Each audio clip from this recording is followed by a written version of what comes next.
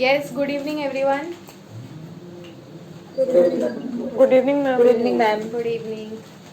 चलो स्टार्ट करते हैं. कल कहाँ पे स्टॉप किया था? Day before yesterday perquisites. Day before yesterday perquisite start किया था, राइट? परक्यूजिट्स में क्या किया था? Leave travel concession. Okay, then we have done leave travel concession. फिर उसके बाद इंटरेस्ट ऑन लोन वाला किया था. फिर लीव ट्रैवल कंसेशन में तो देखा था ना, if you travels by air flight तो एग्जाम्पशन मिलेगा. कितना एग्जाम्पशन मिलेगा? जितना भी एक्चुअल अमाउंट स्पेंड और जो भी उसका डोमेस्टिक क्लास का टिकट रहेगा, इकोनॉमिक क्लास का टिकट रहेगा वो. फिर उसके बाद हम लोग ने इंटरेस्ट ऑन लोन किया था और भी काफ़ी सारे परक्यूजिट्स किए थे. ठीक है, अभी आज आगे बढ़ते हैं. मोस्ट प्रोबेबली कल तक ख़त्म करना है इनकम फ्रॉम सैलरी. सिर्फ परक्यूजिट्स ही बाकी है. कल के लेक्चर में हो जाएगा. कल अगर ज़्यादा टाइम लेक्चर रहेगा तो हो जाएगा परक्यूजिट्स. ठीक है, चलो we start with the next perquisite. Last number कौन सा था परक्यूजिट का? लंच वाला फिफ्थ था ना? Give 6. Go for medical facility. Medical facility. ठीक है, give the heading medical facility. अब मेडिकल फैसिलिटी क्या होता है? बहुत सारे companies, many companies give medical facilities to its employees. ठीक है, एम्प्लॉयज को क्या देते हैं? मेडिकल फैसिलिटीज देते हैं. किसके किसके लिए? खुद के लिए, पेरेंट्स के लिए, फिर ब्रदर सिस्टर के लिए. इफ दे आर डिपेंडेंट तो उनके लिए they companies give the medical facility. अब वो medical facility that means company gives the perquisite, company gives money. Okay, लेकिन वो जो उसको पैसा मिलता है, अगर वो पैसे से उस एम्प्लॉय ने ट्रीटमेंट करवाया इंडिया के अंदर, if treatment in India, if treatment is done in India, and India में भी कहाँ पे? In treatment in government hospital, treatment in government hospital, government के हॉस्पिटल में करवाया, या फिर treatment in employer's own hospital. Employer's own hospital जैसे मतलब कि फॉर एग्जांपल कोई employee, if employee is working under Reliance and employee, उस एम्प्लॉय ने ट्रीटमेंट करवाया रिलायंस के हॉस्पिटल ने, हॉस्पिटल के अंदर अंबानी के हॉस्पिटल में अगर ट्रीटमेंट करवाया तो ठीक है. Any person is working for Tata groups, Tata group and sons के लिए अगर काम करता है एंड उसने ट्रीटमेंट करवाया टाटा के ही हॉस्पिटल में. Okay, so first is either treatment is done in government hospital और treatment in employer's own hospital और treatment in government, treatment in government, कोई गवर्नमेंट का recognised hospital, government recognised hospital. ठीक है, तो जितना भी जो मिला है मेडिकल फैसिलिटी मिला है that will be fully examined, that will be fully examined. ठीक है, बट इसके अलावा अगर कोई और जगह पे करवाया है, if any otherwise elsewhere it is done, then it will be fully taxable. Okay, so employee will receive the medical facility. अब उसको जो मेडिकल फैसिलिटी मिला है एंड अगर उसने ट्रीटमेंट इंडिया में करवाया, इंडिया में भी कहाँ पे? ट्रीटमेंट इन गवर्नमेंट हॉस्पिटल और एम्प्लॉयर्स ओन हॉस्पिटल और गवर्नमेंट रिकॉग्नाइज्ड हॉस्पिटल, अगर यहाँ पे करवाया है then it is fully exempt. ठीक है, अगर इसके अलावा कोई और जगह पे करवाया है then it is fully taxable. समझा इतना? ठीक है, बट अगर समझो ट्रीटमेंट करवाया outside India, this is part A. If treatment is done in India, but if treatment is done, but if treatment is done outside India, first is in India. लेकिन अगर treatment outside India करवाया तो उसमें जो benefit of treatment, उसमें 3 चीजें मिलेंगी. ठीक है, फर्स्ट रहेगा benefit of treatment, benefit of treatment, फिर benefit of stay,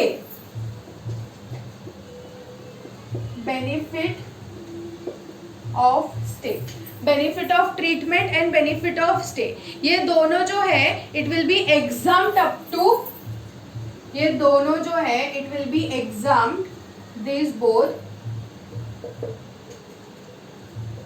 examined up to RBI का limit,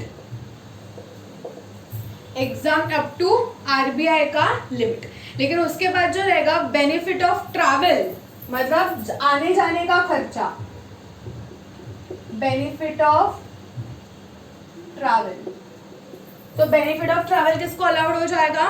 it is fully exempt if GTI is up to 2 lakhs, otherwise it is fully taxable. It is fully exempt if GTI is up to rupees 2 lakhs, otherwise fully taxable। ठीक है, चलो ध्यान दो इधर।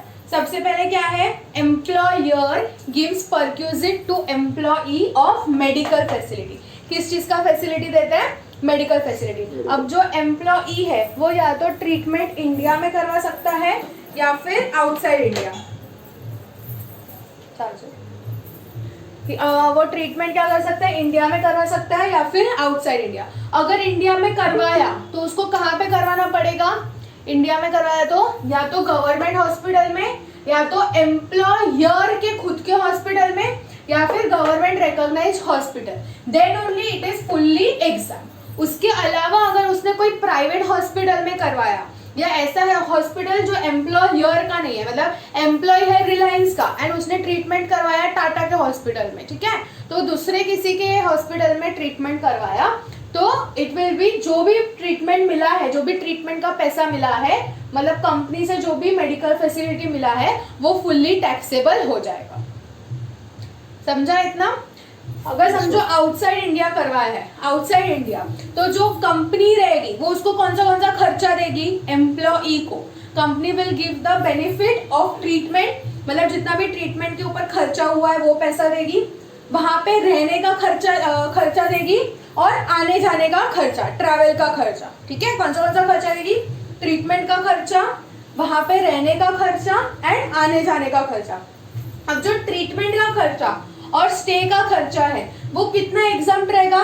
RBI के limit तक। मतलब समझो कोई एम्प्लॉई है, अगर वो यूएसए गया अपना ट्रीटमेंट करवाने, एम्प्लॉई जो है वो यूएसए गया अपना ट्रीटमेंट करवाने, ठीक है, वहां पे उसको लग गया समझो 5 लाख रुपीस, एंड कंपनी ने उसको मेडिकल फैसिलिटी प्रोवाइड किया 5 लाख रुपीस का, सब मिला के 5 लाख रुपीस। लेकिन अब वो 5 लाख रुपीस में से एज पर आरबीआई को लगता है कि वहां के ट्रीटमेंट और स्टे का जो खर्चा है वो 2 लाख रुपए तक होना चाहिए था, that was up to 2 lakh rupees, तो 2 लाख रुपीस एग्जाम्प्ट हो जाएगा। जितना भी मेडिकल फैसिलिटी मिला है उसमें से 2 लाख रुपीस क्या हो जाएगा? एग्जाम्प्ट हो जाएगा। समझा? No, this is as per RBI. कौन सा benefit? Benefit of treatment and benefit of stay. कौन देगा ये एक्सपेंस? रीइंबर्स कौन करेगा? Employer. Company will reimburse to employee, employee को पैसा मिलेगा, लेकिन एग्जाम कितना होगा? As per RBI. फिर जो बेनिफिट ऑफ ट्रैवल है, ट्रैवल मतलब आने जाने का खर्चा, जो यूएस जाके आने का जो टिकट है, वो ticket it will B exam if उसका ग्रॉस टोटल इनकम, कौन सा income? Gross total income. Gross total income मतलब क्या?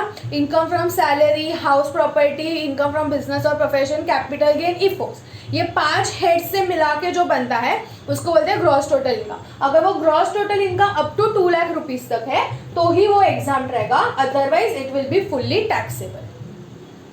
Understood this much? ठीक है, लिख लो।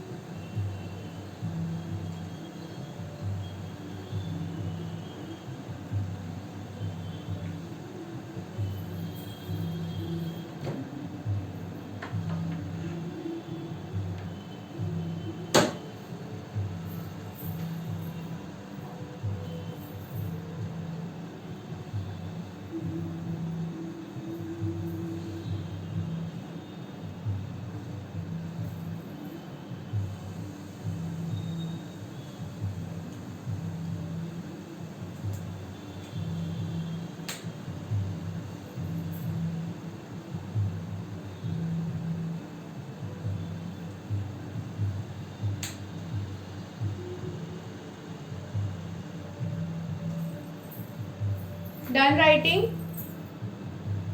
Yes, ma'am. Anyone writing? No, ma'am.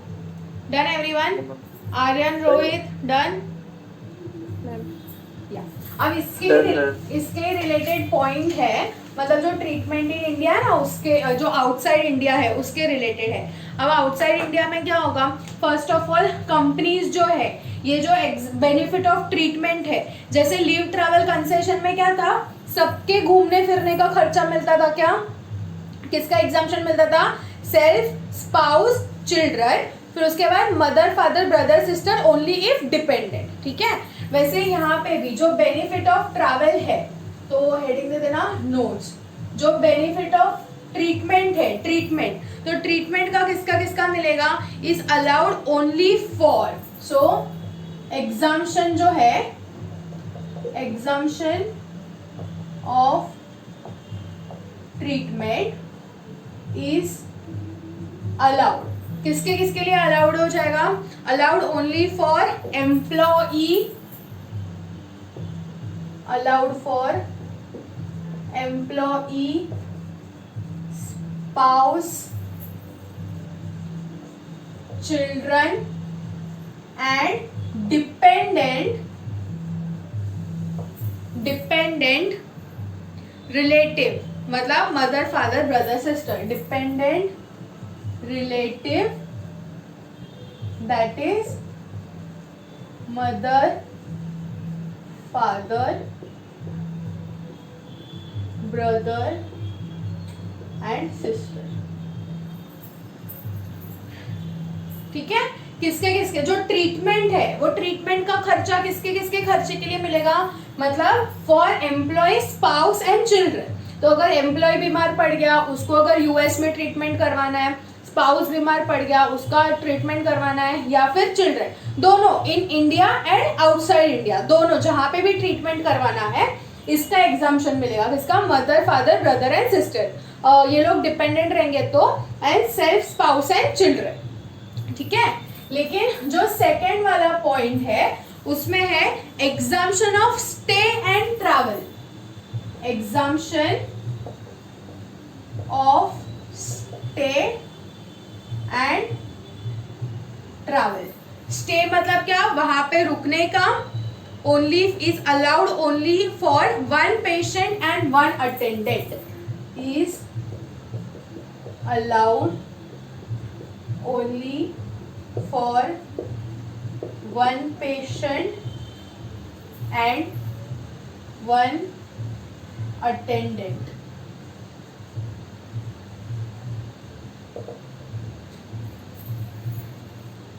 ठीक है. जो ट्रीटमेंट है वो किसके किसके लिए मिलेगा? Self, spouse, children and dependent relative. But जो स्टे है एंड जो ट्रैवल का खर्चा है, स्टे मतलब मैं यूएस गई, अब वहां पे एक दिन में तो ट्रीटमेंट करके आएगा नहीं, वहां पे मेरे को रुकना पड़ेगा. तो for example I am the employee of the Reliance company and मैं वहां पे गई यूएस में अपना ट्रीटमेंट करवाने के लिए, अपना हार्ट ट्रांसप्लांट करवाने के लिए. तो मेरे को एटलीस्ट कम से कम 1 महीना तो लगेगा वहाँ पे. तो फर्स्ट ऑफ ऑल मैं मेरा आने जाने का खर्चा होगा, फिर उसके साथ मेरा स्टे भी रहेगा वहाँ पे 1 मंथ के लिए. तो वो स्टे होने के बाद तो किसका किसका खर्चा मिलेगा? अब मैं अकेली तो नहीं जाऊंगी, मेरा हार्ट ट्रांसप्लांट है, तो ऑब्वियसली मेरे साथ कोई ना कोई मेरा रिलेटिव या कोई ना कोई अटेंडेंट रहेगा. तो किसका खर्चा मिलेगा? फॉर एग्जाम्पल मेरे साथ मेरे मम्मी डैडी दोनों आए, मेरे साथ मेरे मम्मी डैडी दोनों आए, तो लेकिन एग्जाम्पशन किसका मिलेगा? ट्रीटमेंट किसका? मेरा जितना भी हार्ट ट्रांसप्लांट का खर्चा आएगा, से 5 लाख रुपीस आया, तो वो पूरा 5 लाख रुपीस एग्जाम्प्ट हो जाएगा अगर आरबीआई के हिसाब से है तो. फिर जो स्टे का है, अब मेरा भी वहां पे स्टे का लगा, मेरे मम्मी डैडी का भी वहां पे स्टे का लगा, तो किसका एग्जाम्प्ट रहेगा? Only for 1 patient and 1 attendant. So out of 3 सिर्फ 2 लोगों का एग्जाम्प्ट रहेगा, एक जन का एग्जाम्प्ट नहीं रहेगा. ठीक है, अंडरस्टूड. एंड जो ट्रैवल है, तो ट्रैवल में भी किसका एग्जाम्पशन मिलेगा? Only for 1 patient and 1 attendant. तो जो मेरा एंड मेरे मम्मी का खर्चा लगा है टिकट का, उतना एग्जाम्प्ट हो जाएगा, लेकिन जो डैडी का है वो एग्जाम्प्ट नहीं होगा. Understood this much? ठीक है। So first of all treatment, treatment का किसका किसका एग्जाम्पशन मिलेगा, self, spouse, children and dependent relative. Dependent relative में कौन आता है, mother, father, brother and sister. And जो स्टे एंड ट्रैवल का है, स्टे एंड ट्रैवल का मतलब वहां पे रहने का एंड घूमने फिरने का। अब वहां पे घूमने तो नहीं जा रहे जो मैं अपने पूरे फैमिली को साथ में लेके जाऊँ, इवन तो पूरे फैमिली को साथ में लेके गए तो भी गवर्नमेंट क्या बोलती है कि इतने लोगों का जाने का जरूरत नहीं है, सिर्फ पेशेंट, एंड ऑब्वियसली पेशेंट अकेला नहीं जा सकता है, इसलिए एक attendant.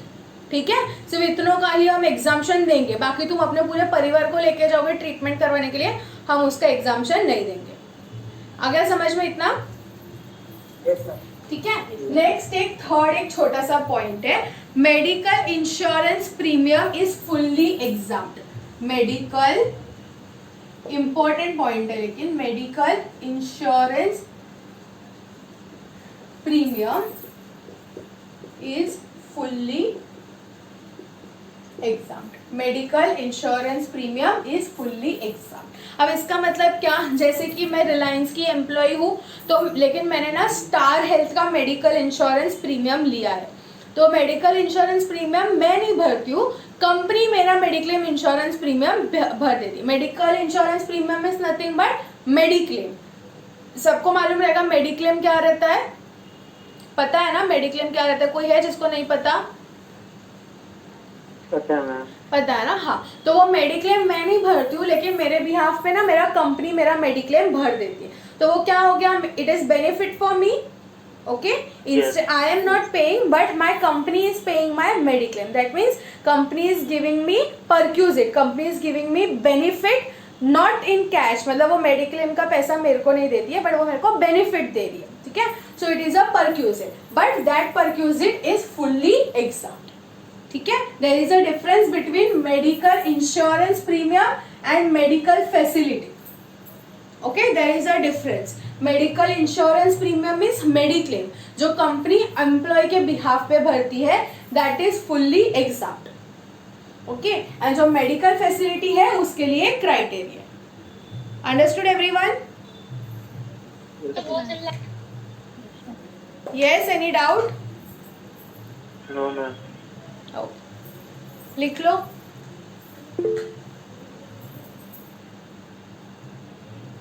Company will give the expenses, yes company will give the expenses. अगर समझो मेरे साथ 4 लोग गए एंड कंपनी के पॉलिसी के अंदर है, सी मेरा क्या होगा ना, मैं जाऊंगी और मेरे साथ समझो 3 लोग गए, my mummy, daddy and my brother, तो हम लोग चारों गए यूएस मेरा ट्रीटमेंट करवाने। तो हम लोग अभी ऐसा नहीं कि company company will not give for every expense, company will tell us give us the full claim. अभी जैसे कि मेरे भाई के ऑफिस में HUL के अंदर है कि मेरे भाई का एंड मम्मी डैडी का कुछ भी मेडिकल एक्सपेंसेस रहता है, that means if my father gets admitted और माई मदर गेट्स एडमिटेड, तो हम लोग मेडिक्लेम भी निकाल सकते हैं, हम लोग का मेडिक्लेम भी है, so we can claim into the mediclaim also. But अगर उसके अलावा और कोई भी मेडिकल फैसिलिटी, मेडिकल एक्सपेंस हुआ, तो वो केस के अंदर ना समझो अगर मेडिकल में बिल हुआ, if my mom is admitted and medical hospital का बिल हुआ से 10,000 रुपीज़, तो वो पूरा 10,000 रुपीज़ का ना my brother can claim in its company, वो खुद के कंपनी में क्लेम कर सकता है एंड उसका 80% ऑफ द अमाउंट उसको रीइंबर्स हो जाएगा। Understood? So that is the medical facility. वैसे ही हम लोग US गए, सपोज मेरा हार्ट ट्रांसप्लांट करवाने के लिए, तो नाउ वी वेंट, मैं गई, मेरे मम्मी डैडी और मेरा भाई, हम लोग 4 लोग गए। अब ये केस में क्या होएगा, हर एक खर्चा नहीं देगी company, we will go, we will stay, मेरा वहाँ पे ऑपरेशन होगा and then we will come back. फिर जो पूरा टोटल एक्सपेंस हुआ वो टोटल एक्सपेंस मैं क्लेम करूँगी। Okay, I will claim the total expense in my company, in Reliance company. अब रिलायंस कंपनी का पॉलिसी क्या रहेगा, जैसे अभी HUL का पॉलिसी है 80% रीइंबर्स करना, वैसे रिलायंस का पॉलिसी रहेगा समझो 90% रीइंबर्स करना। तो जितना भी मेरे को समझो 1 लाख रुपीज़ लगा, example 10 lakh, hypothetically 10 lakh rupees लगा, सब कुछ मिला के मेरे मम्मी डैडी भाई का सबका स्टे का खर्चा, ट्रैवल का खर्चा सब मिला के 10 लाख रुपीज़ आया। तो 10 लाख रुपीज़ आके मैं क्या करूँगी, रिलायंस में क्लेम करूँगी ना। Reliance, as per the Reliance policy, Reliance will reimburse me 90% of the amount. तो 10 lakhs का 90% करोगे तो 9 lakh rupees आएगा. So 9 lakh rupees company will reimburse me. Now out that 9 lakh rupees is the medical facility which I have received PERQ से. अब ये 9 lakh rupees में से थोड़ा सा अमाउंट क्या हो जाएगा, एग्जाम्प्ट हो जाएगा. तो एग्जाम्प्ट कितना होगा ट्रीटमेंट को, तो out of those 9 lakh rupees जितना भी मेरे को ट्रीटमेंट का लगा रहेगा वो पूरा एग्जाम्प्ट हो जाएगा up to the RBI limit. RBI के हिसाब से कितना था, मतलब वहां पे हार्ट ट्रांसप्लांट करवाया तो समझो 3 लाख रुपीस लगा, लेकिन आरबीआई बोल सकती है कि अगर आप इंडिया में हार्ट ट्रांसप्लांट करवाते तो 2 लाख रुपीस था. तो as per RBI it is 2 lakhs, तो 2 लाख रुपीस एग्जाम्प्ट हो जाएगा. फिर स्टे का भी एज पर आरबीआई जितना रहेगा उतना एग्जाम्प्ट हो जाएगा. एंड जो ट्रैवलिंग एंड स्टे का रहेगा वो कितना एग्जाम्प्ट हो जाएगा, सिर्फ मेरा एंड मेरे साथ किसी एक पर्सन का जो एक्सपेंस रहेगा वो एग्जाम्प्ट हो जाएगा, बाकी सब टैक्सेबल हो जाएगा. Out of those 9 lakh rupees received, वो 9 लाख रुपीस तो पूरा टैक्सेबल ही है जो मिला है वो, लेकिन 9 lakhs में से मेरे को थोड़ा सा एग्जाम्पशन मिल सकता है. Understood? Yes, ma'am. Yes. Everyone? Done writing? Shall I rub the board? Yes, ma'am. Yeah. See, in this perquisite you have to read it very properly, yeah? Because कुछ जगह पे हम लोग फाइंड करते हैं कि टैक्सेबल कितना है एंड कुछ जगह पे हम लोग फाइंड करते हैं कि एग्जाम्प्ट कितना है. जैसे कि लीव ट्रैवल कंसेशन में we were seeing the exemption, लेकिन जो इंटरेस्ट वाला अमाउंट था, इंटरेस्ट ऑन लोन, उसमें वी वर सीइंग टैक्सेबल कितना है. इसॉप वाला था, इसॉप में वी वर सीइंग टैक्सेबल कितना है. ठीक है. अगेन जो लंच फैसिलिटी वाला था उसमें वी वर सीइंग कि एग्जाम्प्ट कितना है. ठीक है. तो ये पढ़ने के टाइम ध्यान से पढ़ना है कि तुम क्या पढ़ रहे हो, टैक्सेबल वाला पढ़ रहे हो, कितना टैक्सेबल है वो पढ़ रहे हो या कितना एग्जाम्प्ट है वो पढ़ रहे हो. Okay. Next is give the heading. 7th ना, next 7th is use of movable asset. Use of movable asset. Movable asset मतलब क्या, कंपनी मूवेबल एसेट्स में क्या क्या देती है, कंप्यूटर, लैपटॉप्स, ये सब कंपनी सिर्फ मेनी कंपनीज प्रोवाइड उनका खुद का कंप्यूटर देती है, खुद का लैपटॉप देती है, तो वो सब फ्री में देती है क्या. अगर किसी कंपनी ने कंप्यूटर या लैपटॉप दिया तो वो सब परक्यूजिट्स में आते हैं. लेकिन जो कंप्यूटर या लैपटॉप देती है दोज आर एग्जाम्प्ट. कंप्यूटर और laptop, these are perquisites. Company is giving us the benefit of using this, but these are fully exempt. These are fully exempt. लेकिन इसके अलावा अगर कोई एसेट दिया, इसके अलावा अगर कोई एसेट दिया, अदर एसेट, कौन सा एसेट दे सकती है कंपनी, टीवी, एसी, अगर ऐसा कुछ भी दिया कंपनी ने यूज करने के लिए, टीवी, एसी एक्सेट्रा. ठीक है. इसके अलावा अगर कोई कंपनी ने यूज दिया तो वो केस के अंदर क्या आ जाएगा, you have to see whether it is owned by employer, owned by employer मतलब वो एम्प्लॉयर का खुद का है या फिर hired by employer, hired by employer. अब जैसे कि एग्जांपल दे दूं, अब इतने सारे कंपनीज जो है उनके पास कंप्यूटर्स, लैपटॉप्स और ये सब रहते हैं, वो कंपनी खुद के इससे परचेज करती है क्या. Does the company, see many companies जो रहते हैं अभी जैसे कि छोटे छोटे कंपनीज हो गए या प्रोप्राइटरशिप हो गए तो वो लोग खुद के इससे परचेज करती है. But I know all this because my brother is working in HUL, तो ही टेल्स मी कि HUL वाले जो रहते हैं उनके पास जो लैपटॉप्स रहते हैं वो सब थर्ड पार्टी के रहते हैं. थर्ड पार्टी के मतलब HUL has taken those laptops and computers, जितने भी डेस्कटॉप्स रहेंगे, all those on a contract basis from third party, मतलब किसी थर्ड पार्टी से कॉन्ट्रैक्ट पे लिया है. ठीक है. एंड फिर उसके बाद अगर कोई एम्प्लॉय जॉब वगैरह छोड़ के जाता है तो उसको अपना लैपटॉप वगैरह क्या करना पड़ता है, उनके पास वापस देना पड़ता है. तो similarly you have to see whether it is owned by employer और हायर्ड बाय एम्प्लॉयर. ठीक है. ओन्ड बाय एम्प्लॉयर मतलब एम्प्लॉयर का खुद का है या फिर एम्प्लॉयर ने भी वो हायर पे लिया. तो अगर एम्प्लॉयर का खुद का रहेगा तो वो केस के अंदर टैक्सेबल अमाउंट कितना रहेगा, because he is giving us free of cost, employer is giving us free of cost, लेकिन इट इज अवर परक्यूजिट, तो अपने लिए कितना टैक्सेबल रहेगा, 10% of the cost, it will B 10% of the cost. And अगर उसने हायर पे लिया है अगर एम्प्लॉयर ने, तो employer will be paying higher charges, तो जितना एम्प्लॉयर हायर चार्जेस पे करेगा उतना अपने लिए टैक्सेबल हो जाएगा। Taxable amount is equal to hire charges paid by employer, hire charges paid by employer.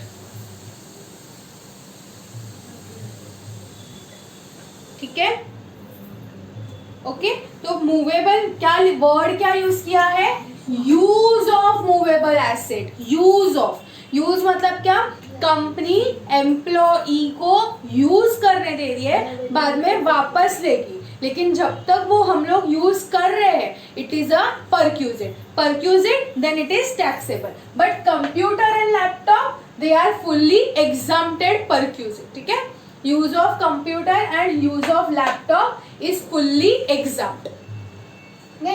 And other asset TV or AC, if it is owned by employer then taxable amount, यहाँ पे हम लोग exemption नहीं देख रहे, पढ़ो क्या लिखा है, अगर employer है तो taxable कितना रहेगा, 10% of the cost, and अगर amount hired by employer है then higher charges paid by employer. Understood everyone? Yes, yes, sir.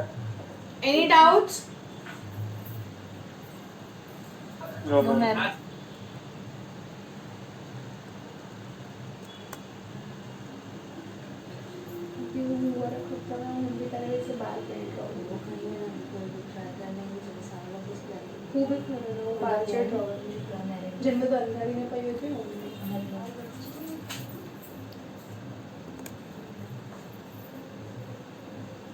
Done writing? Yes, sir. Is anyone writing?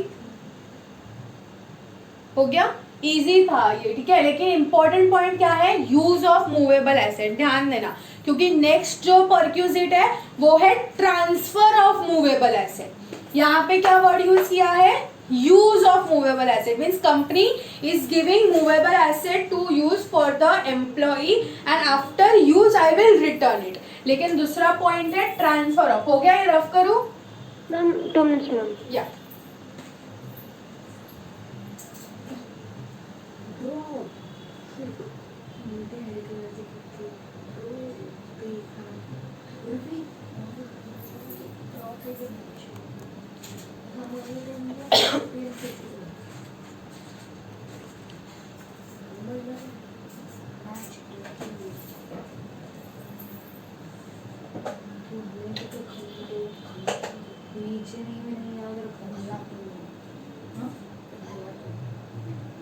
Yes ma'am, yes ma'am.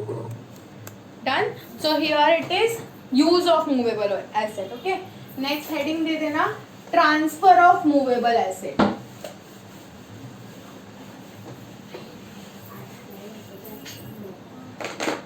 Next is, give the heading transfer of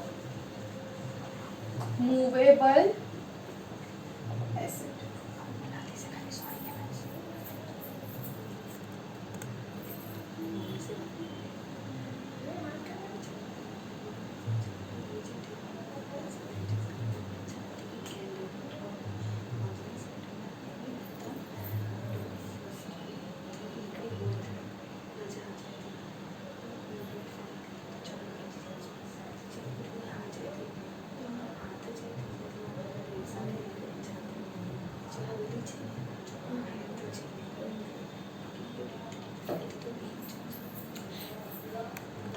next is transfer of movable asset. अब transfer of movable asset मतलब क्या, कि company का कोई asset है, company के नाम पे है, देन एम्प्लॉई वॉज यूजिंग, या फिर एम्प्लॉई क्या करेगा, उसको परचेस करेगा. बहुत कंपनीज में ऐसा होता है, it happens in many companies, even in small जो प्रोप्राइटरशिप फर्म्स रहते हैं ना, वो केसेस में भी ऐसे होता है, स्मॉल बिजनेसेस में भी, कि कंपनी के पास, जैसे कि अभी हम लोग लैपटॉप यूज कर रहे हैं, ठीक है, तो वी आर यूजिंग कंपनी का लैपटॉप, लेकिन कभी कभी क्या होगा कि company now if I want to purchase the laptop, so instead of purchasing from the market I can purchase from the company also. Company उतना मेरे को थोड़ा सा कम भाव में वो लैपटॉप सेल करेगी, ठीक है. अगर वो लैपटॉप कंपनी का है तो कंपनी मेरे को कम भाव में लैपटॉप सेल कर सकती है, ठीक है. If there is any car और एनी मूवेबल एसेट, वर्ड क्या यूज किया है यहाँ पे, movable asset. So if there is any movable asset held by the company,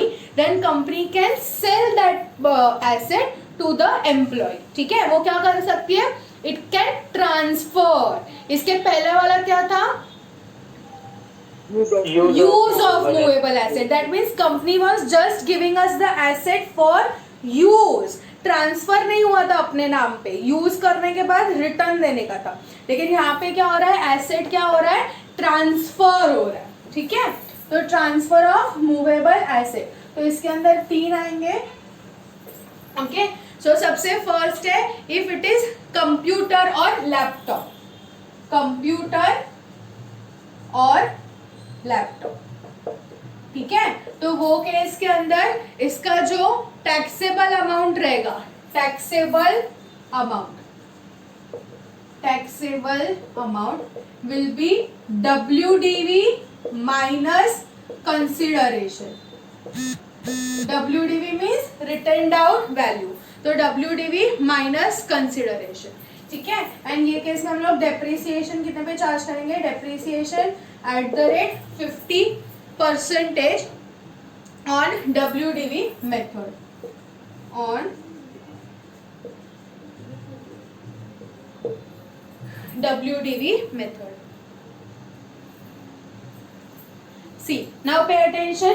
If any employee, अब कंपनी है, तुम्हारा एग्जांपल ले लो, you are working in a Reliance company, ठीक है. Now Reliance company is having certain laptops and computers. Reliance company is having certain laptops and computers. अब वो जो लैपटॉप्स एंड कंप्यूटर्स है वो रिलायंस कंपनी के हैं. सो रिलायंस कंपनी के एसेट है, एसेट के ऊपर आप क्या चार्ज करते हो, depreciation. Okay, so Reliance company is charging depreciation on those assets, on those computers and laptops. अब वो जो WDV आया, पूरा डेप्रिसिएशन चार्ज करने के बाद जो आएगा WDV, example it comes ₹35,000. Okay, WDV comes to 35,000.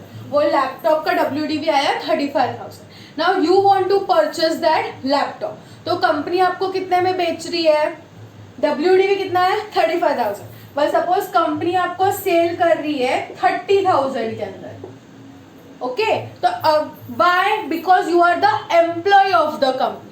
अगर कंपनी वो चाहे तो वो एसेट बाहर किसको बेच सकती है, 35,000 में, लेकिन आपको कितने में बेच रही है, 30,000, ठीक है. सो आपको क्या हो गया, 5,000 का बेनिफिट हो गया. If you purchase that asset, WDV means what, the last price of the asset. तो लास्ट प्राइस क्या है 35,000, but you are purchasing for 30,000. So 5,000 का आपको बेनिफिट हो गया. Then that 5,000 will be taxable amount. It is benefit to you. That means it is a perquisite. It is a perquisite, then it will be the taxable amount.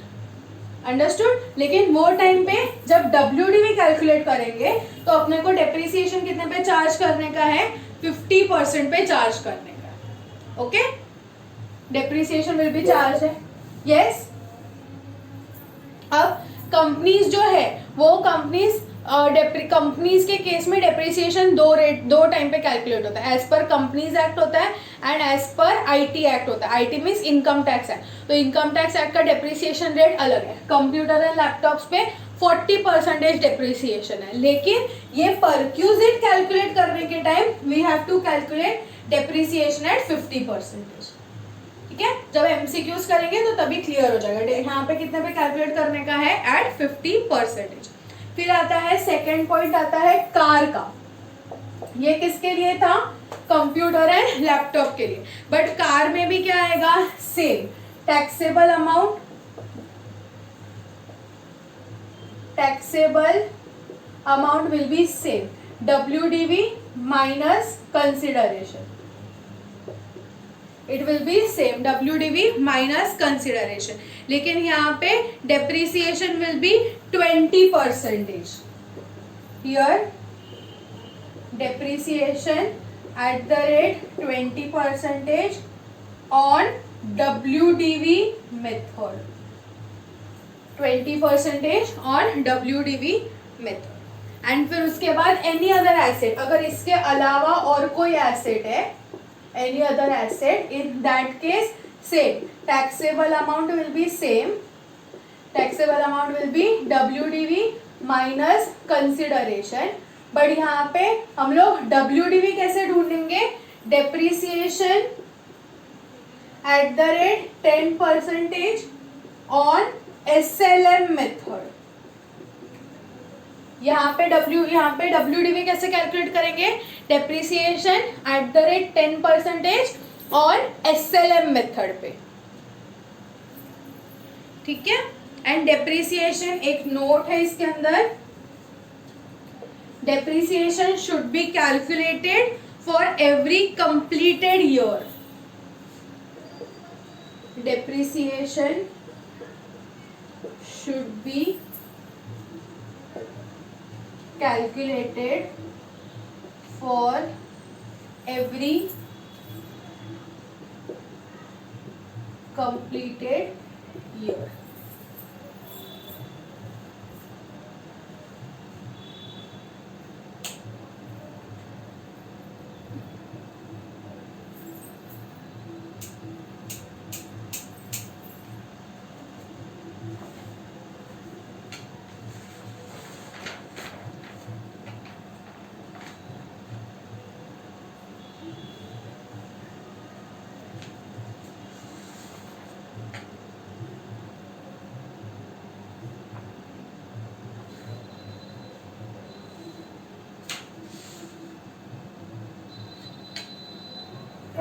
Yes, SLM means ma'am?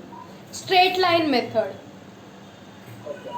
WDV means written down value, पता है ना WDV और SLM method Yes ma'am. क्या होता है SLM में? Depreciation is same for every year. Very good, Written down method, different rates. I mean that calculation will be different. Rates are same, but जो but मेरा second year का calculation रहेगा वो मेरे फर्स्ट ईयर के WDV पे रहेगा। लेकिन SLM के अंदर क्या होता है, जो ओरिजिनल जो कॉस्ट रहता है उस पर ही डेप्रिसिएशन चार्ज होता है, that's why the depreciation amount is same. But in WDV depreciation is charge on the WDV, ठीक है। Done writing everyone, Yes. Okay.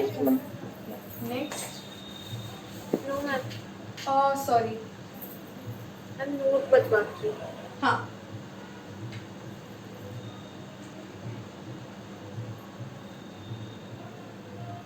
Done ma'am। Done.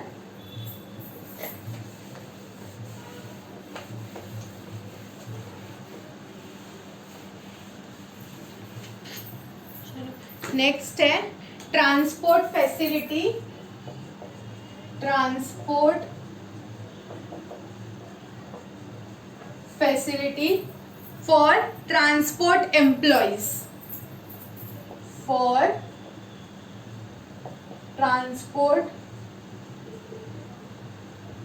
Employees, मतलब जो भी फ्री टिकट्स मिलते हैं, जैसे कि बहुत सारे एयर इंडिया का ही एग्जांपल ले लो। एयर इंडिया के जो फ्लाइट्स रहते हैं, तो जो एयर इंडिया के एम्प्लॉयज रहते हैं ना, उनको हर साल 4 से 5 फ्री एयर के टिकट्स मिलते हैं, ठीक है। Every year they get free tickets, तो वो क्या हो गया, ट्रांसपोर्ट फैसिलिटी, जिनको भी फ्री टिकट्स मिलते हैं वो। तो अगर उनको जो मिला for airlines and railway employees, तो if it is for airlines and railway employees, okay तो वो केस के अंदर क्या हो जाएगा, airlines and railway facilities fully exempt.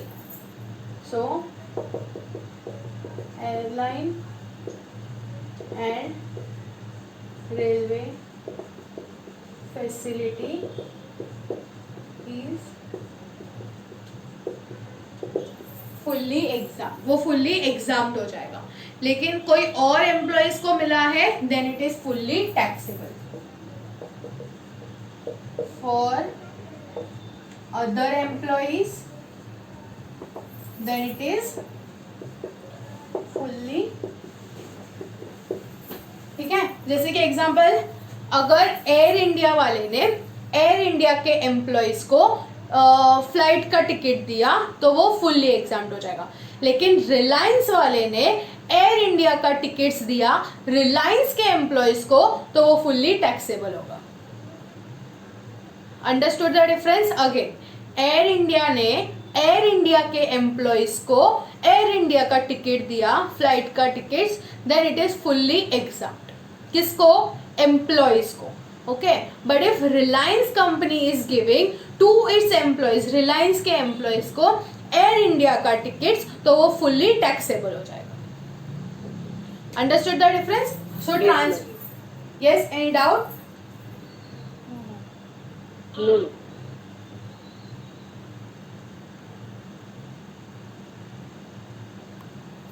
Okay, so for airlines and railway employees, तो जो भी लोग एयरलाइंस एंड रेलवे एम्प्लॉयज में है तो उनका क्या हो जाएगा, it will be fully exempt if they are utilising that facility. But अगर कोई अदर एम्प्लॉयज के लिए है then it is fully taxable.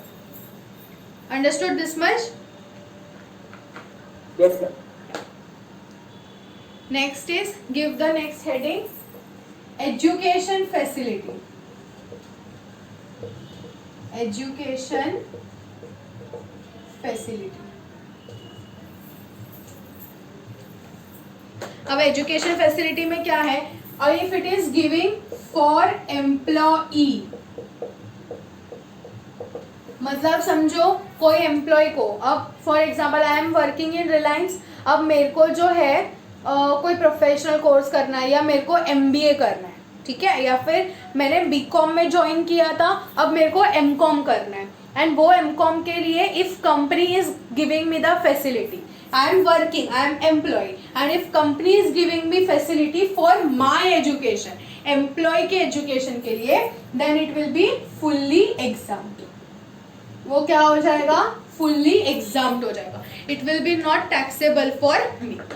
ठीक है, लेकिन अगर वो दूसरा देता है, if it is giving for children, company is giving education facility for children, तो वो केस में it is examined if value of education, it is examined if value of education is up to rupees 1000, is up to rupees 1000 per month. Okay, per month per child, per month per child. and जो education है is provided in employer's own institution, and education is provided in employer's own institution, employer's own institution or institution where employer have tie-ups, or institution where employer has tie-ups, where institution has employer has tie-ups, otherwise it is fully taxable. Otherwise fully taxable. Otherwise fully taxable. ठीक है, या अगर कोई और relative के लिए दे रहा है, for other relative, then it is fully taxable. Then it is fully taxable. ठीक है, लिख लो इतना, फिर करती हूँ explain.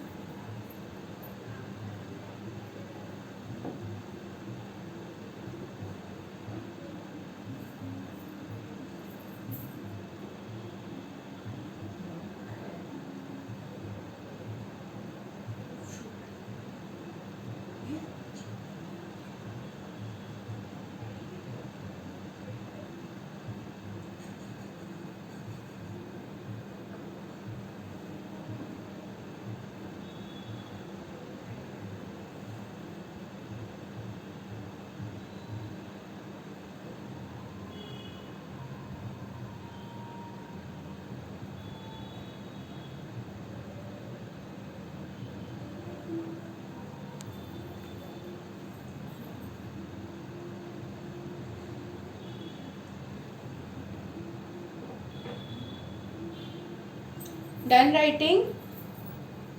Yes, ma'am. Anyone writing? No, ma'am. Done. Okay. क्या दिया है? Education facility. See this is difference from the education allowance. जो एजुकेशन अलाउंस मिलता है वो अलग है. दैट इज एजुकेशन अलाउंस आपको हर महीने मिलेगा, उसमें से आपको एग्जाम्शन मिलेगा 100 पर मंथ पर चाइल्ड. बट ये है एजुकेशन फैसिलिटी. एजुकेशन फैसिलिटी मतलब क्या कि जितना भी आपका एजुकेशन का खर्चा है, फॉर एग्जांपल कुछ कंपनीज में हो सकता है कि जितना भी आपका एजुकेशन का फीस या एजुकेशन का खर्चा रहेगा उसमें से 70% जो है वो कंपनी बेयर करेगा. Okay, if you want to study further तो उसमें से जो 70% है वो कौन बेयर करेगा? कंपनी बेयर करेगा. That is education facility. Okay, वो सबको नहीं, सबको मिलता है क्या? वो सबको मिलेगा? No. सिर्फ जो लोग परस्यू करेंगे वो. बट जो एजुकेशन अलाउंस है वो सबको मिलेगा. एजुकेशन अलाउंस सब एम्प्लॉयज को मिलेगा. उसमें से जिनका भी बच्चे रहेंगे वो एग्जाम्प्ट हो जाएगा. लेकिन एजुकेशन फैसिलिटी है वो सबको नहीं मिलेगा. ओके, वो किसको मिलेगा? जो लोग एजुकेशन आगे परस्यू करेंगे उनको मिलेगा. तो अगर वो एम्प्लॉई का है तो एम्प्लॉय के लिए है, then it is fully exempt. लेकिन किसके किसके लिए दे सकता है? एम्प्लॉय खुद के लिए, चिल्ड्रन के लिए एंड रिलेटिव के लिए. एम्प्लॉय खुद के लिए, चिल्ड्रन एंड रिलेटिव. एम्प्लॉय के लिए मिला तो फुल्ली एग्जाम्प्ट, रिलेटिव के लिए मिला तो फुल्ली टैक्सेबल. कंपनी बोलती है कि हम सिर्फ आपके एजुकेशन का खर्चा उठाएंगे, रिलेटिव के एजुकेशन का खर्चा नहीं उठाएंगे. तो एम्प्लॉय के लिए मिला तो फुल्ली एग्जाम्प्ट, उसके अलावा किसी के लिए मिला, रिलेटिव के लिए मिला, देन फुल्ली टैक्सेबल. बीच में कौन बचा? चिल्ड्रन. चिल्ड्रन में कभी एग्जाम्प्ट रहेगा. It is exempt if the value of education is up to rupees 1000 per month per child and education is provided in employer's own institution or institution where employer has tie-ups, otherwise fully taxable. अब जैसे कि अगर रिलायंस के company में काम कर रहे हो तो रिलायंस के कंपनी में एग्जाम्पशन कभी मिलेगा अगर if your children are studying in the schools of Reliance. Reliance का कौन सा स्कूल है? धीरूभाई अंबानी इंटरनेशनल स्कूल है. ठीक है, मुंबई में है यहाँ पे धीरूभाई अंबानी इंटरनेशनल स्कूल. तो अगर वहाँ पे पढ़ रहे हैं बच्चे तो एग्जाम्पशन मिलेगा, या फिर वो स्कूल्स के साथ जिसके साथ रिलायंस का टाई अप है तो ही एग्जाम्पशन मिलेगा. वो भी if the cost of education is 1000 per month per child, otherwise it is fully taxable. कोई और स्कूल में पढ़ रहे बच्चे, then it is fully taxable. Company will give you perquisite, company will give you education facility, but वो आपके लिए fully taxable रहेगा. Okay, you are working in a Reliance company and your childrens are studying in any convent school other than Reliance का school. Any convent school, तो वो convent school में पढ़ रहे हैं, तो वो केस में company will give you expenditure, company will give you education facility, but जो फैसिलिटी का पैसा मिलेगा that will be fully taxable, exemption नहीं मिलेगा वो केस में. Understood this much? Yes, ma'am. Yes, okay. Yes, ma'am. Done writing? Yes, ma'am. या મને તો કોણ બરાબર.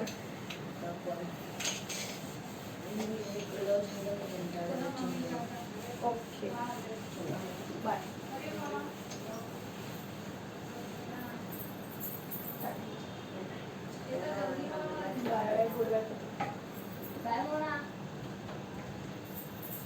ओके, ये कौन सा हुआ? 9th ना. इसके बाद 9th है या 10th था? 9th था ना. 10th हो गया ma'am. 11th 11th. Okay. 11th है gas, electricity and water supply. Gas, electricity and water supply. तो जो gas, electricity and water supply facility जो कंपनी देती है अपने एम्प्लॉयज को, those are fully taxable. Those are fully taxable. ठीक है. फिर उसके बाद फ्री सर्वेंट देगी, अगर कोई फ्री सर्वेंट देगी, सर्वेंट फैसिलिटी दिया. लास्ट टाइम ही बोला था मैंने, हेल्पर अलाउंस अलग होता है, ये सर्वेंट फैसिलिटी है. तो जो सर्वेंट फैसिलिटी है even that is fully taxable. Okay. फिर इसके बाद आता है एनी अदर परक्यूजिट. इसके अलावा अगर कोई और परक्यूजिट दिया then it is also fully taxable. Okay. Now there are certain perquisites. Following perquisites are fully exempt.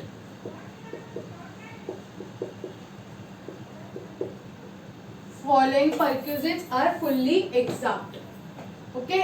तो इसमें फर्स्ट आएगा टेलीफोन या मोबाइल बिल पेड और रीइंबर्स्ड बाय एम्प्लॉयर. ये एग्जाम्प्ट है. ठीक है. टेलीफोन और mobile bill paid by employer और रीइंबर्स्ड, मतलब आपने भरा एंड कंपनी ने रीइंबर्स किया.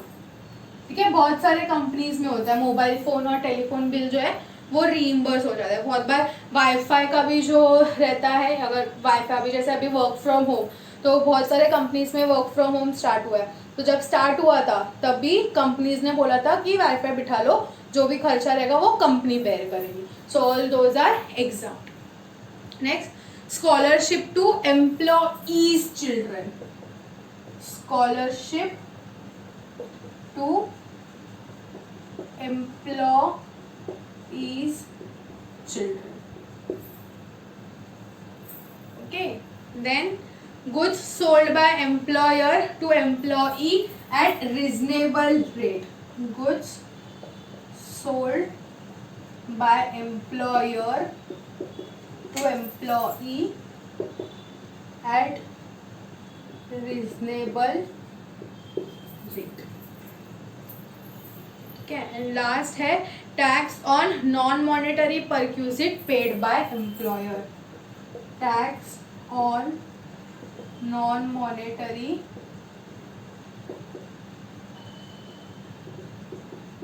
perquisite paid by employer.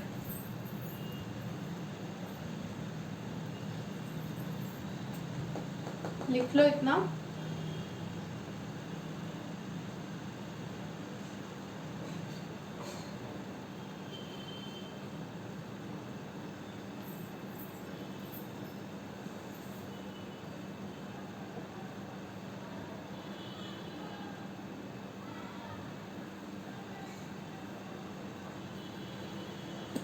Ma'am, I have a doubt, ma'am. Yes.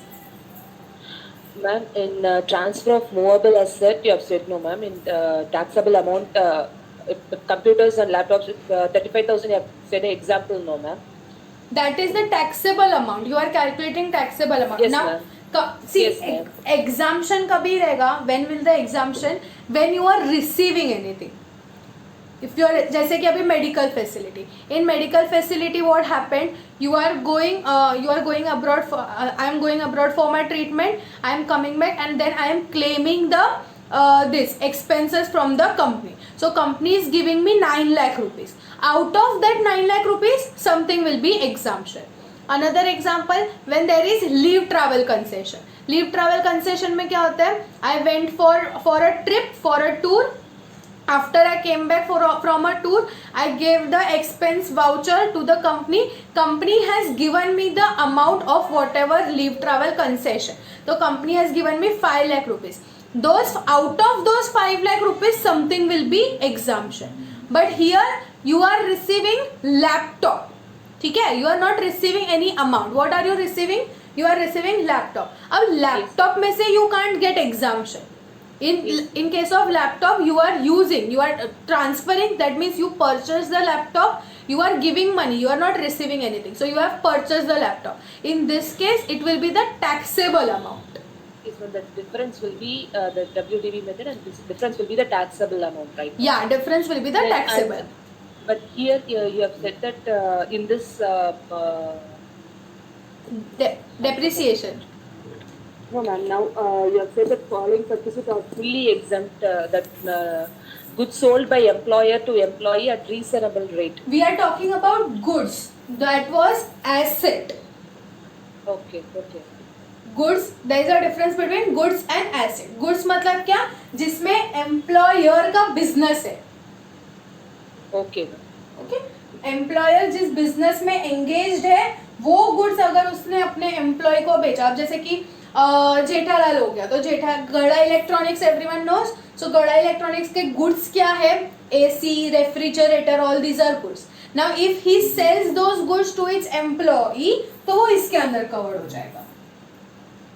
Thank you. Done everyone? No, ma'am. Yes, ma'am. Yeah.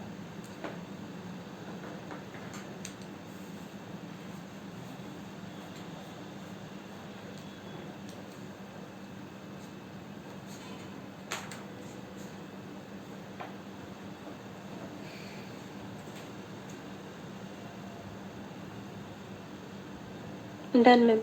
Done? Is anyone writing? Two main perquisites are remaining. Very very very important perquisites. Actually 3 है, but 2 जो है वो बहुत important है. Okay? Now everyone pay attention. Please don't write anything. I'll give you time for writing. First one is rent free accommodation.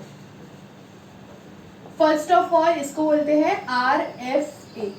First of all you need to understand the difference. एक होता है house rent allowance और ये है rent free accommodation. House rent allowance में क्या होता है? What happens in house rent allowance?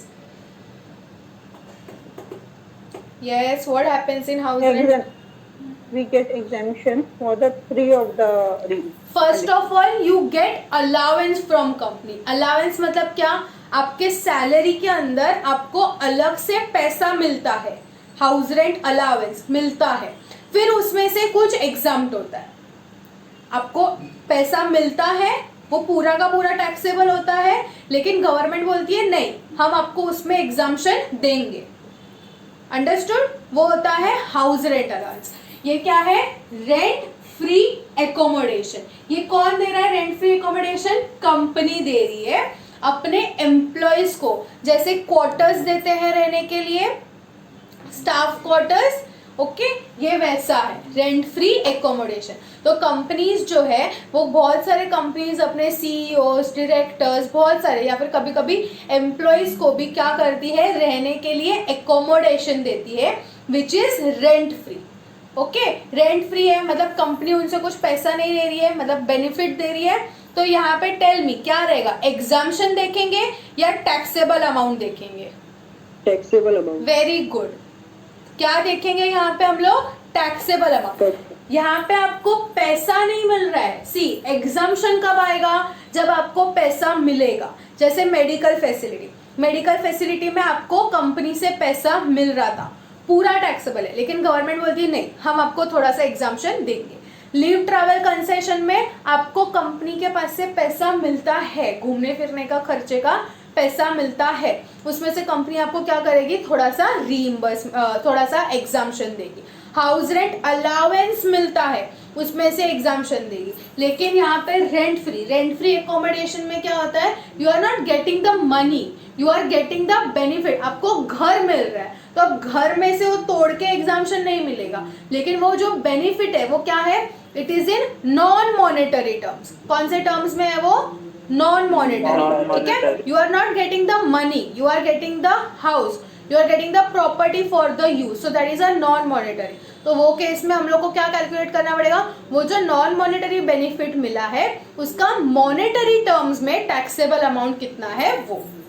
ठीक है, रेंट फ्री एकोमोडेशन. अब जो रेंट फ्री एकोमोडेशन रहता है उसमें दो पार्ट्स किया है. First is government employees.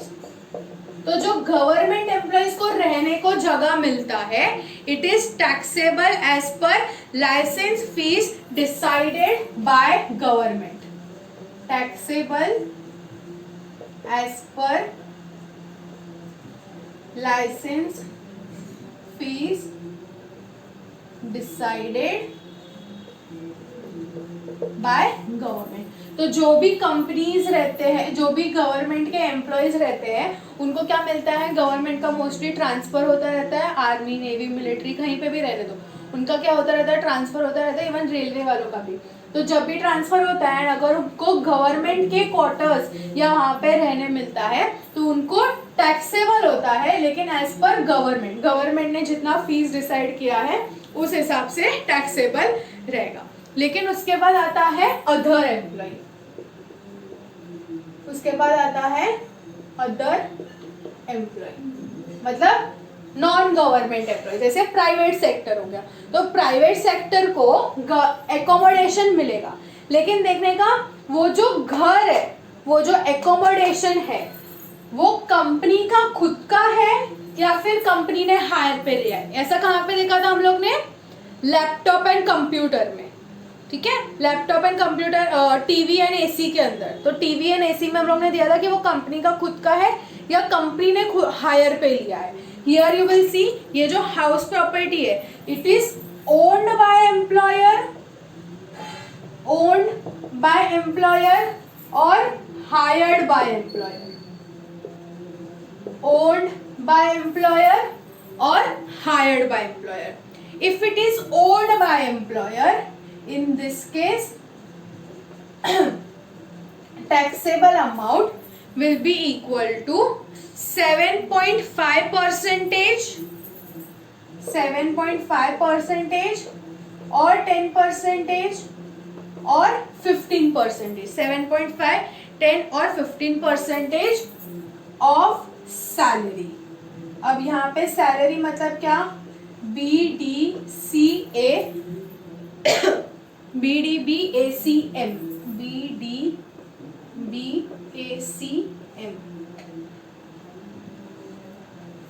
ठीक है, या तो 7.5%, या तो 10%, या तो 15%.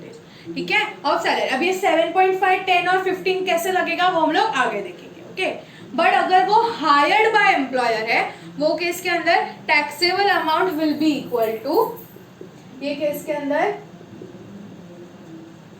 Taxable amount will be equal to 15% of salary और be hired charges paid bye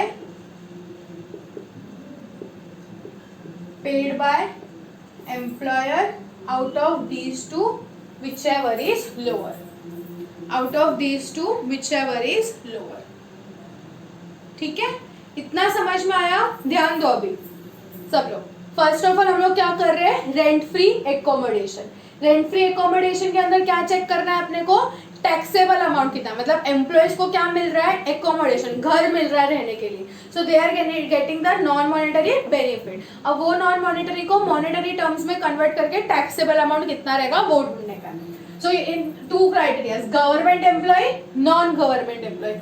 If it is government employee, then it is taxable as per license fees decided by government. It will be taxable as per license fees decided by government. Government ने criteria decide किया रहेगा and पैसा भी decide किया रहेगा. But if it is other employee, तो other employee में देखने का, एम्प्लॉयर का खुद का है घर, मतलब जो घर है, फॉर एग्जाम्पल रिलायंस कंपनी, तो अगर रिलायंस ये ना, हाँ रिलायंस का ही लेते हैं, तो रिलायंस कंपनी ने अपने एम्प्लॉयज को रहने के लिए, सपोज सीईओ है तो सीईओ को रहने के लिए उसने घर दिया. तो you have to see that property it is owned by Reliance company और it is hired by Reliance company. Okay, owned by employer or hired by employer. If it is owned by employer, then taxable amount कितना रहेगा, 7.5% और 10% और 15% of the salary. अब ये 7.5, 10 और 15 किस पे डिपेंड करेगा वो हम आगे देखेंगे. यहाँ पे एक छोटा सा स्टार मार्क करके रख देना. Okay, so we will see कि ये किस पे डिपेंड करेगा. Okay, and if it is hired by employer, then it will be 15% of salary or higher charges paid by employer, whichever is lower. ठीक है, इतना समझ में आया सबको? Yes, ma'am. Any doubt till here? No, ma'am. Okay. अब सिर्फ sometimes what happens कि कंपनी ना सिर्फ घर नहीं देगी, इसके साथ साथ क्या देगी, फर्नीचर भी देगी. In all the three category. In all the three category. If in all these three category, furniture is also provided. Furniture is also provided. ठीक है, in all the three category, if furniture is also provided, then you have to see if this furniture is owned by employer, owned by employer or it is hired by employer or hired by employer. अगर owned by employer रहेगा तो हम लोग taxable amount कितना add करेंगे, 10% of the cost. मतलब employer ने खुद ने परचेस किया था तो एम्प्लॉयर ने कितने में परचेस किया था, उसका 10% हम लोग एज अ परक्यूजिट ऐड कर देंगे. ठीक है, and if it is hired then it will be hire charges paid by employer. Hire charges paid by employer. ठीक है, hire charges paid by employer. यहां तक कुछ डाउट? आगे और है, आगे बहुत कुछ है. और यहां तक आया समझ में? Yes, ma'am. Everyone, any doubt till here? Okay. इतना नोट डाउन करो, फिर आगे देखते हैं.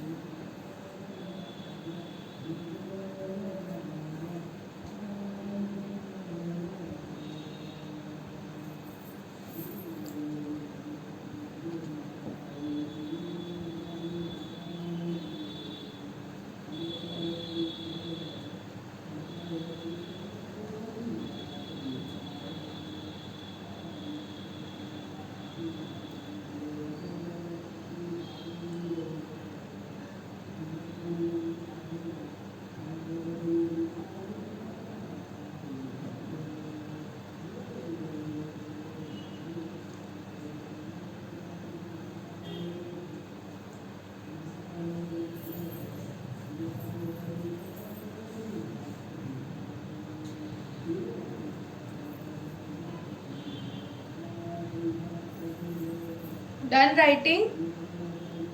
Yes, ma'am. Anyone No, ma'am. writing? Yes, ma'am. Yes, ma'am.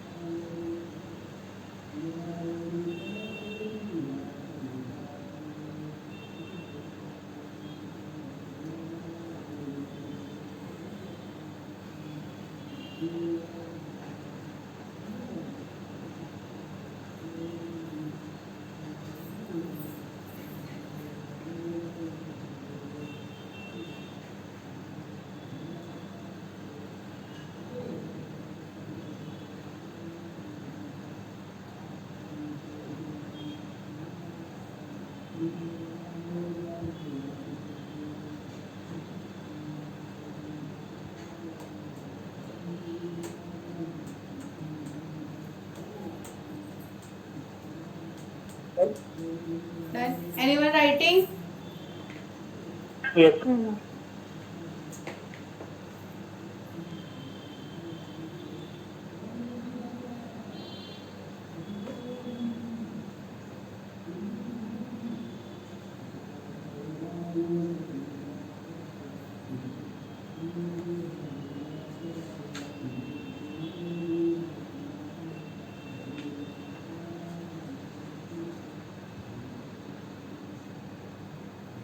हो गया लिख के?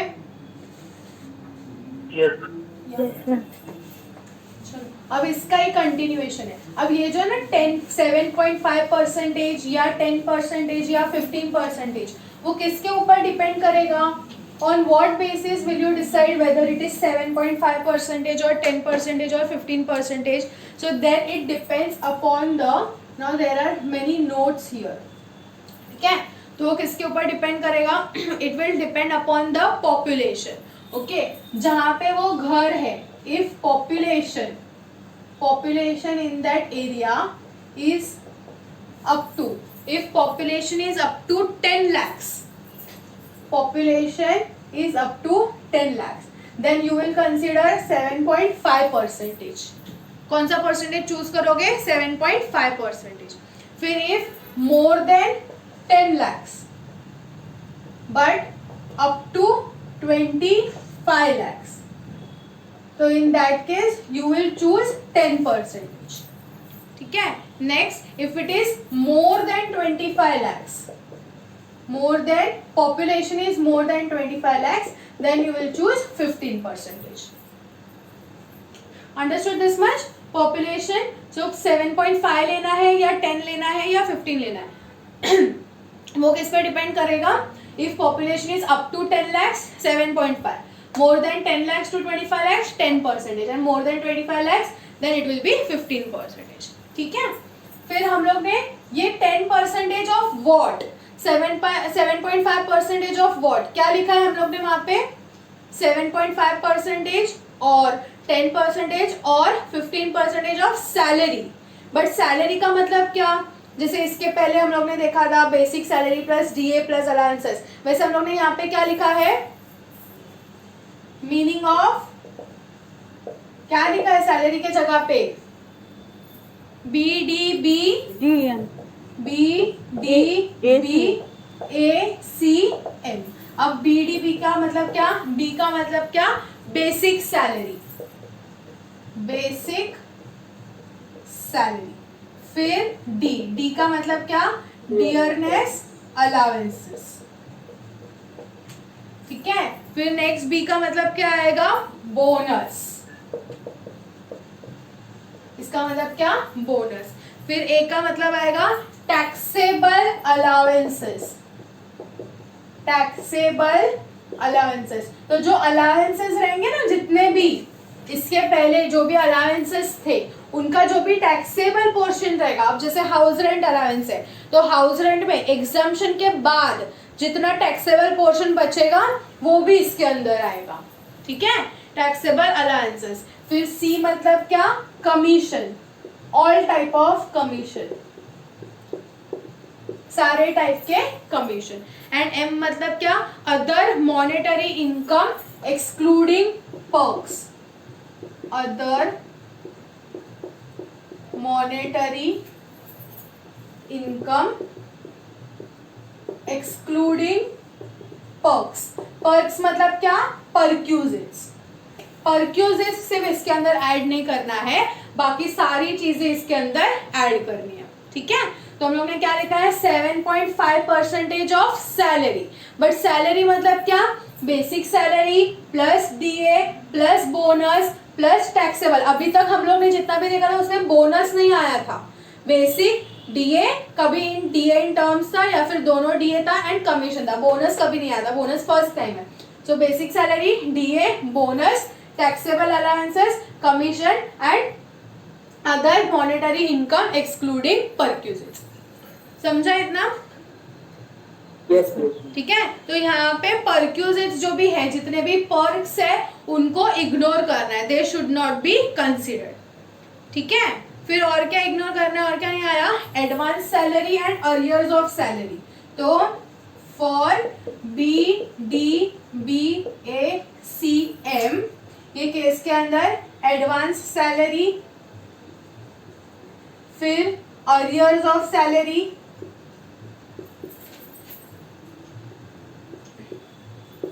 जितना भी एडवांस सैलरी रहेगा, अरियर्स ऑफ सैलरी रहेगा, फिर जो भी रिटायरमेंट बेनिफिट्स है, retirement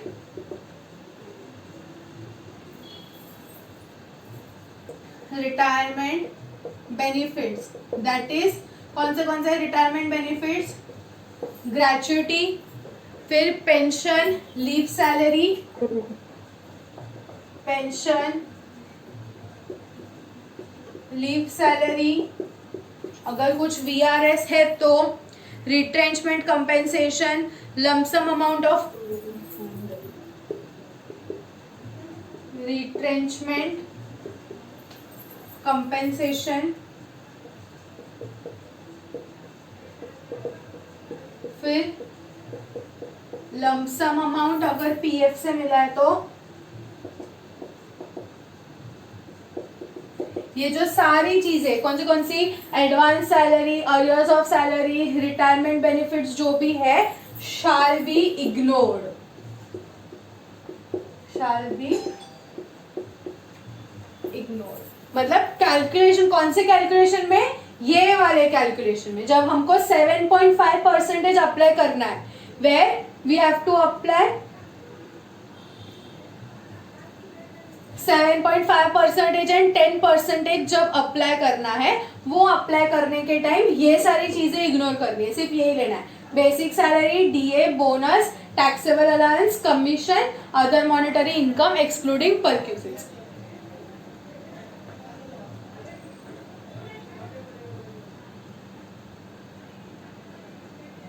Is that clear? Yes, please. Understood everyone? Even जो एम्प्लॉयर का कंट्रीब्यूशन रहता है towards PF and interest on PF, वो भी इग्नोर करना है। Employers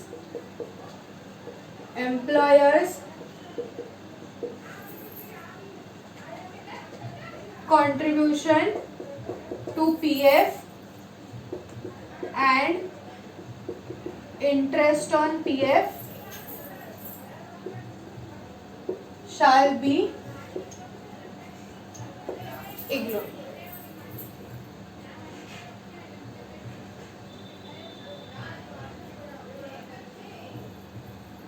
Understood everyone? Yes, ma'am.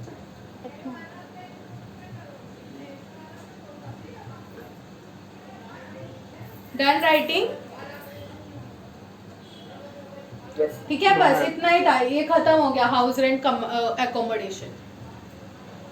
समझा? इसमें इंपॉर्टेंट क्या था, वो वाला चार्ट कैसे याद रखोगे? Government employ, other employ. Government employ है तो as per the government rules, but if it is other employees तो अदर एम्प्लॉयज के केस में क्या आएगा? You have to see whether it is owned by employer और it is hired by employer. If it is owned by employer तो taxable amount कितना रहेगा? 7.5 और 10 और 15 ऑफ सैलरी। सैलरी मतलब क्या?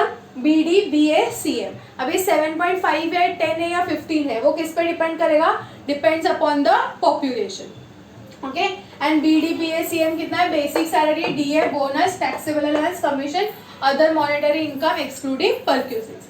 ठीक है, एंड फिर उसके बाद ये हो गया कौन? If it is owned by employer, but if it is hired by employer तो वो केस में क्या रहेगा? 15% ऑफ सैलरी और higher charges paid by employer out of both which ever is lower. Is that clear? Yes. Okay, अब कभी कभी sometimes company not only gives the house rent, उसके साथ साथ वो फर्नीचर भी दे देती है यूज करने के लिए। तो वो फर्नीचर के केस में क्या आएगा? If furniture is also provided then उस पर देखने का, अगर फर्नीचर मिला है if it is owned by employer तो 10% ऑफ द कॉस्ट ऐड करो, लेकिन अगर हायर्ड है तो जो भी हायर चार्जेस है वो उसमें ऐड कर दो। किसमें? जो RFA रहेगा उसके अंदर ऐड कर दो। समझ गया? इतना हो गया लिख के? Yes. Is anyone writing? No, ma'am. Okay, yes. Next इससे रिलेटेड है एक, दिस इज, ये क्या था?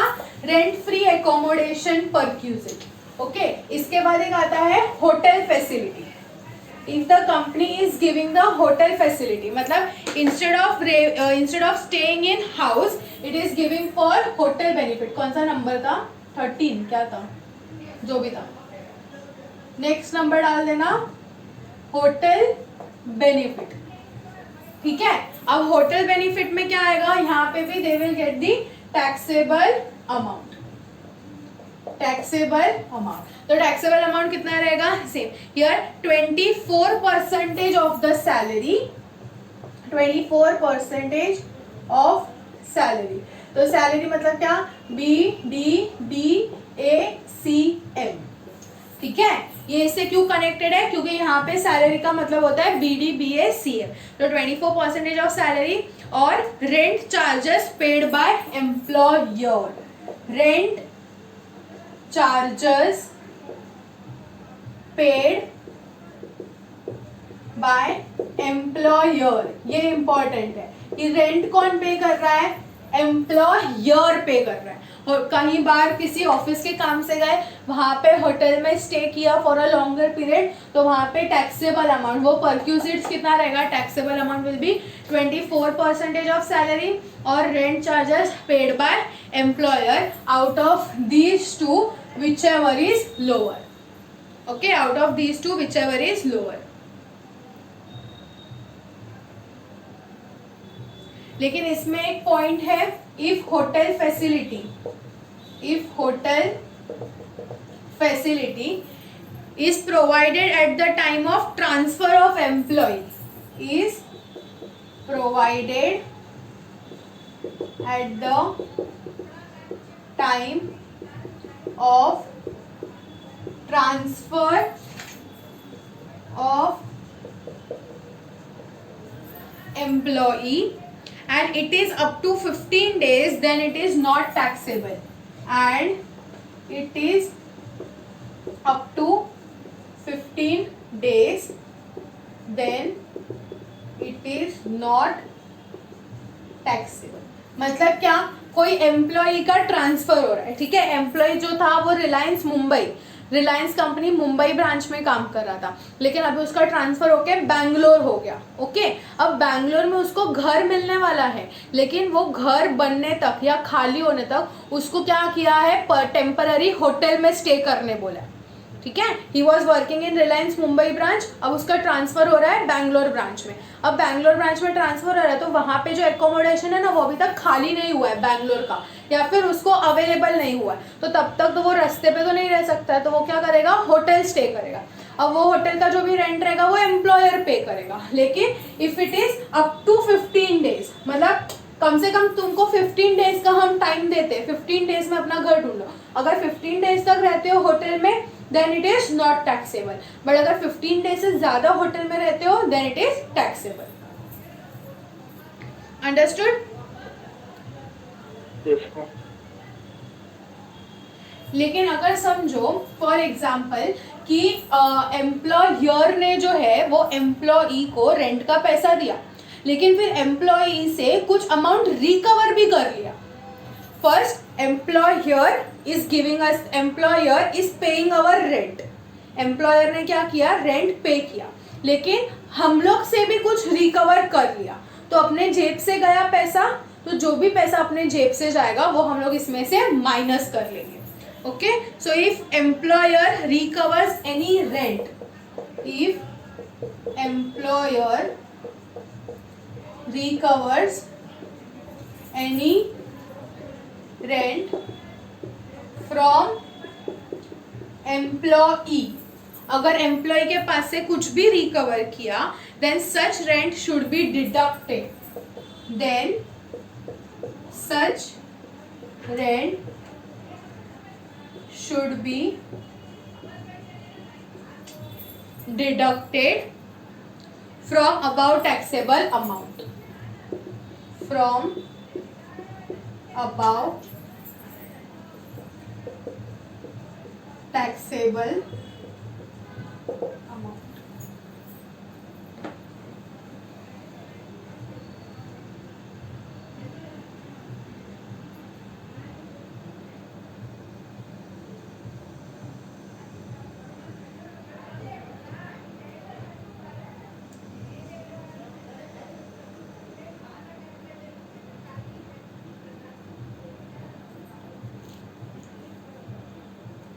Done writing?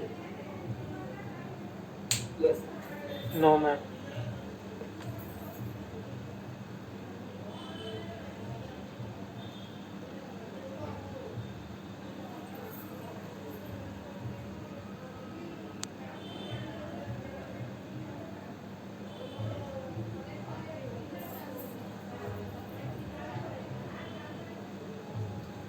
Okay, so if the hotel facility, this is first हम लोग ने क्या देखा था, rent free accommodation. So one was rent free accommodation and another one is hotel facility. So where there is rent free accommodation तो वो वाला था, लेकिन अगर rent accommodation देने के पहले if he is staying in any rent then this will be the taxable perquisite.